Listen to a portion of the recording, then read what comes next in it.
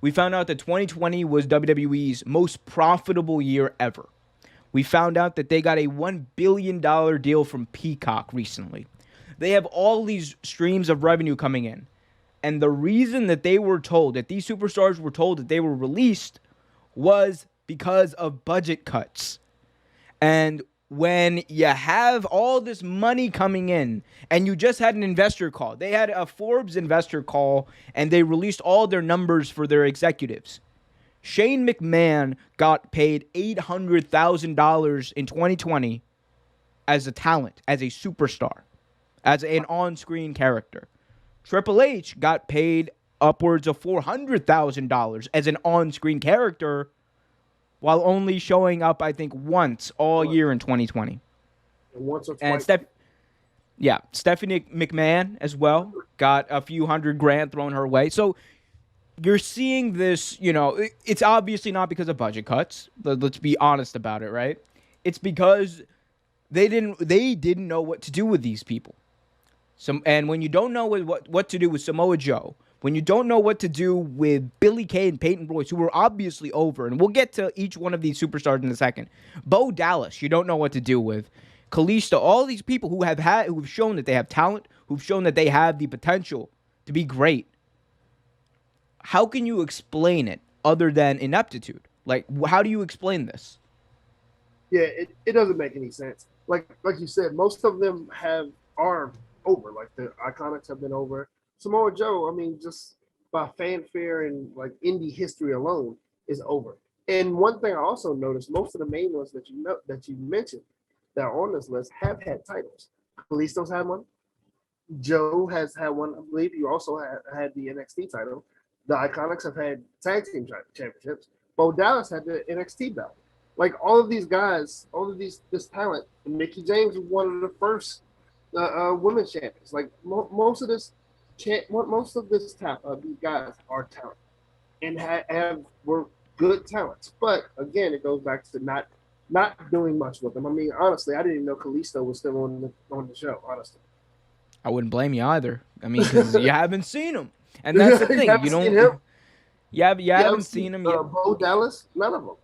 None of them, and that's what it comes down to.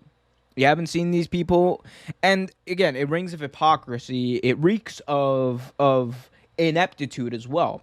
Because okay, let's just start off with Samoa Joe because I kind of want to go through the one of some of the major ones at least. So Samoa Joe, he shows up in WWE on NXT, makes a huge splash like everyone who shows up in NXT because NXT actually knows what to do with their superstars. Shows up in NXT, he does great, wins the belt, he carries the brand for a while as a heel, which is much harder thing to do than people realize. But he's able to do it, goes to the main roster, but what happens, Trevor? He has one feud with Lesnar that really shows, his potential and how much of a badass he is. Then they don't use him. Nope. Yeah, they don't use him. The last time we saw Samoa Joe, they had him on commentary for the past year, even though he was cleared long before that. So they obviously didn't know what to do with him. And when time came, I think when Joe came and said, look, I'm cleared. I want to wrestle. Are you guys going to help me wrestle? I think they said no. I think that might have been the last straw. And it's sad because how do you not know what to do with Samoa Joe? How do you not figure, and it's not one of those things. You have to put the belt on him and rocket him to the moon. That's exactly. You don't need to do all that, but you're telling me this is the best wrestling company, the best wrestling company in the entire world. And you don't know what to do with a talent like Samoa Joe? That Lesnar feud could have been so much better won. It could have gone on for a long time. I mean, you had him somewhat with a feud with Roman Reigns. You could have put him against Braun Strowman, who they do nothing with as well. Samoa Joe was over before he stepped through those doors. He's been on every indie promotion, ROH. He's been TNA. He's wrestled in other countries.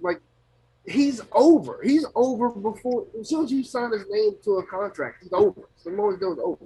Like you said, he was in NXT. Great feuds with Finn Balor, to name one. He helped promote that company. You bring him to the main roster, just like Keith Lee, just like that's just one, just like Shinsuke Nakamura, just like a lot of those guys. They bring them over and they do absolutely nothing. And you haven't seen Joe in any real feud since Brock Lesnar. You've seen him come out and whine and bitch and complain and then put somebody in a move, but Coquina Clutch. But other than that, no, he hasn't done it. It's just sad. It is really sad. Yeah, it's very sad, and you know the big thing that I take away from this is, you know, if you look at some of the reactions of the superstars that were released, you know, this wasn't like, it didn't seem amicable. It's Right. weird because we'll get to Tucker in a second, but Mickey James actually she shot a little bit on Twitter. You know, we'll fix that in a second. Sorry about that. We'll fix that. But Mickey James on Twitter, you know, she called out WWE and she called out their creative and the way in which she was released on Twitter through a meme, which I thought was really funny. I thought We'll it work was on. hilarious. Yeah. I think it's pretty much set. But you know, and it's like one of those things where the way it came across, it seemed as if, you know, she wasn't happy with her release. So this is it. This is a live footage from last Thursday, and it's like a Simpsons meme. We're zoomed in, but you can't see it right. But anyway, like she shot a little bit. Tucker as well. He went out and he shot also on WWE and the way that they've been treated and the way that they've treated wrestlers. He said that, you know, I can't wait to tell my story. And if I was WWE, I'm not going to lie to you, Trev, I would be a little worried. I would be a little worried about my perception amongst talent because, look, they want to say that, you know, oh, WWE is a family, pal. You know, it's a company that cares about its employees, when that's clearly not the case.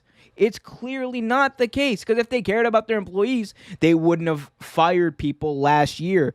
And this isn't just about superstars, because I know, like, superstars make, you know, a considerable amount of money sometimes, right? Right.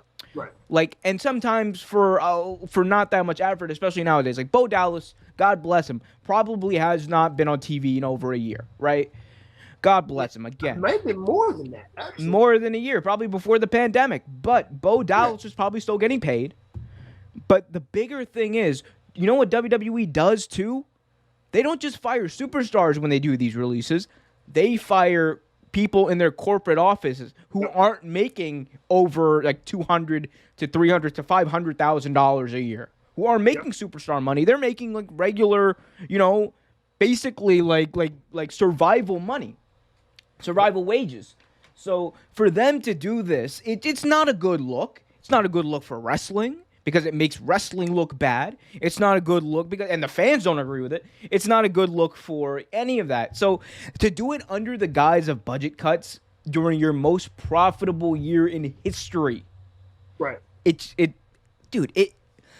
is why people have a bad perception of wrestling. It's because of carny stuff like this why people have a bad perception of wrestling. Why I'm sure that you and I, like when you and I first were talking about wrestling, how embarrassed were we a little bit? Like, we held back, remember? Yeah, we did. We definitely did. We held back. Because I remember I asked you about wrestling, and you were like, yeah, I used to watch it. And I kind of did the same ring around a little bit. And that's just what you do as a wrestling fan. Because you're kind of ashamed of shit like this. And it's sad. Thanks for watching this video from Real Take Sports Talk. Remember to like, share, subscribe, hit that notification bell so you get notified whenever a new video is released. Also, remember to check out our live show every single Thursday at 8 p.m. right here on the YouTube channel. And remember, keep it real.